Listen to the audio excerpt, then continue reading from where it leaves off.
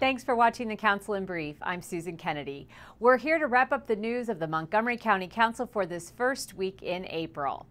This week, the Council will hold its first in a series of public hearings on the proposed operating budget. There are close to 40 speakers expected to testify at this first hearing, and as Council President Valerie Irvin tells us, many have indicated they want to speak about the school's budget request for this year. I'm going to set the context for this conversation early on by talking about what's actually in the budget. And I think there's been a lot of misconceptions out there about how much we're actually cutting. There are no cuts. This is a proposed budget from the Board of Education. Ike Leggett's budget is a proposed budget. The council is just beginning to hear from the public.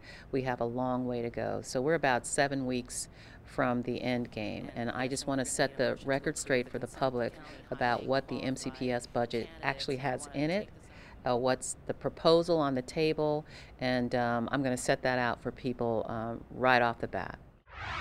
A recent customer relations survey conducted by members of the Pepco work group found that 95% of the 12,000 who responded had experienced at least one outage that lasted more than 5 hours in the past year. In light of this, county officials are supporting amendments to a bill that would put tougher reliability standards in place. Council Vice President Roger Berliner filled us in.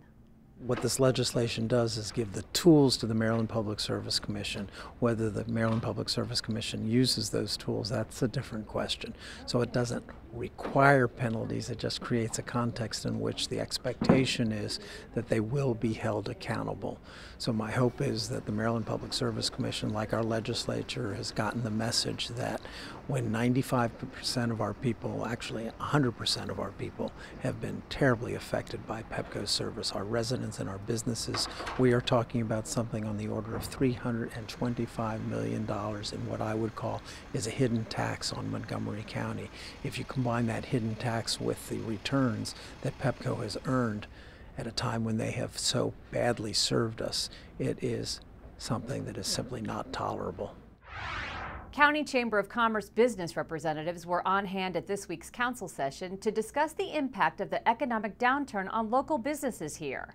Councilmember Nancy Florine filled us in on the status of local business here and what the county is doing to assist those businesses in need.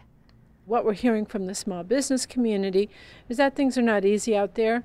They're doing their best. We've heard they're facing a great difficulty in healthcare costs. No big surprise, but it's an important reminder to us as the council tries to sort its way through how we treat government employees to hear what's occurring in the private sector.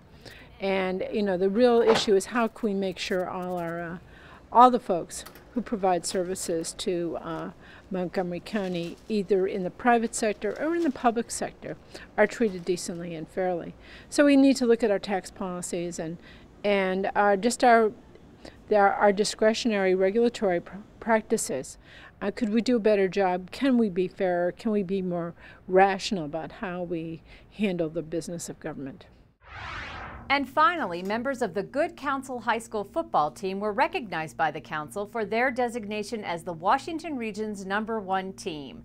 The proclamation was given by Councilmember Nancy Navarro, and we caught up with the team captains and Coach Bob Malloy after the presentation.